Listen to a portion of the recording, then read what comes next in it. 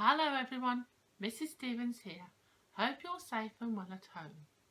Now, do you remember I was talking to you about the fact that some adults had been telling the teachers that some of you children have been getting a little bit upset and frustrated because you're finding it difficult to write over your name or to draw pictures or to do pencil patterns because you're finding it tricky to hold your pencil and follow the lines carefully.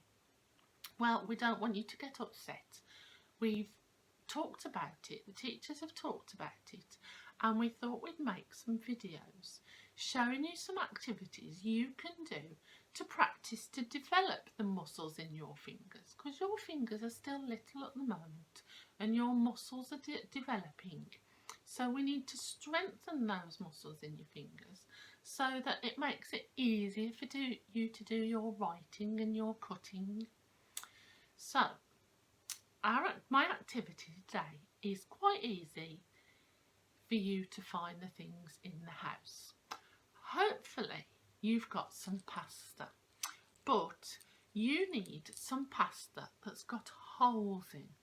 So if you haven't got any pasta that's got holes in, I think it's called penny pasta. Maybe next time your adult in your house goes shopping, maybe you could ask them if they could get some penny pasta for you with holes in, because it's quite fun. There's lots of things we can do with this. We're going to practice threading it today. So once you've got your pasta, you will need either some string, a shoelace, the thinner the better. The thinner the shoelace or the thinner the string, the better. Or you might have some ribbon lying around the house. Again, you need thin ribbon. Or, now this is the best thing I found to use, it's a bit of old washing line. So if your adult has got a washing line tied up outside and there's a little bit extra that they don't need, maybe they can cut a little bit off for you to use for threading.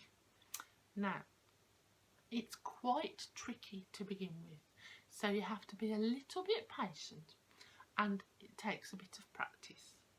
So I'm going to use the string first. As you can see, I've already put some pasta onto the string.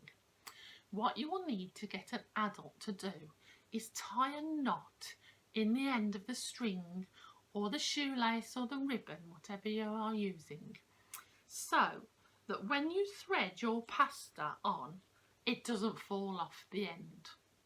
So an adult needs to tie a knot in the end for you. Now sometimes it can be a little bit tricky to push the cotton or the string through the pasta.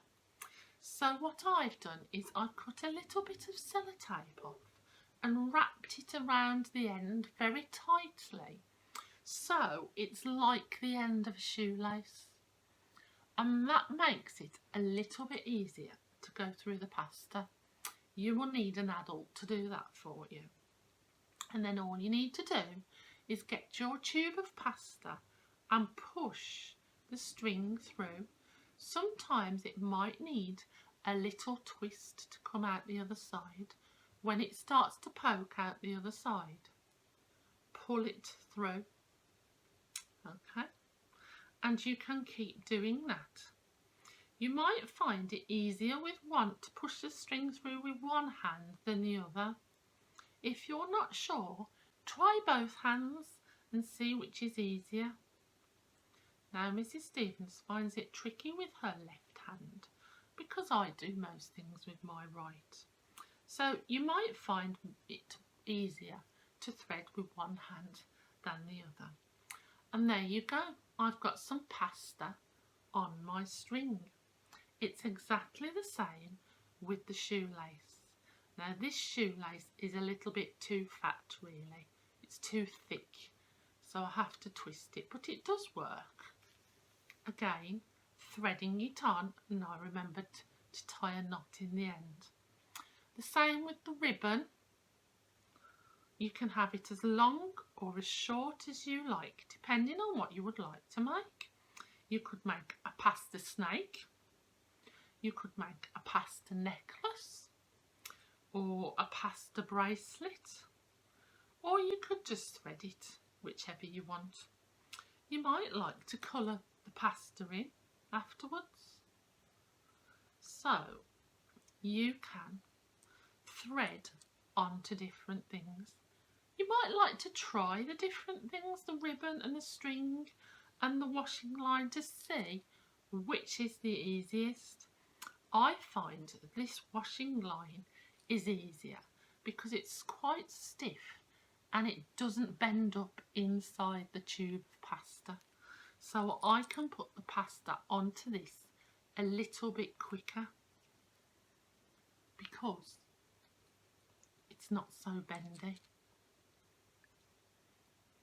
Now, again, just like the pegs, once you've had a little practice and you're quite good at it, you might like to have a little competition with your brother or sister or an adult. You could count the same number of pasta tubes out each. So you could have 5 each and see who is the quickest at threading them onto their string or ribbon. But if you don't win, it doesn't matter. You mustn't get upset. We can just practice again and again. So there's lots of different things you can make by threading pasta. And it will help you to use these finger muscles, which will in turn help you with your cutting and your writing, because it's getting those fingers working with fiddly things.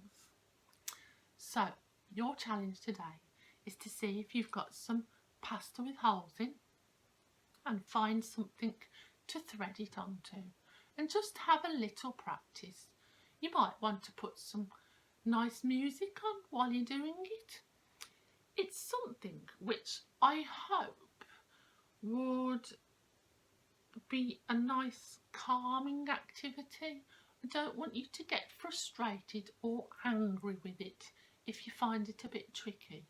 Just sit quietly and have a little practice, and you will get better and better at it. So I hope you have fun.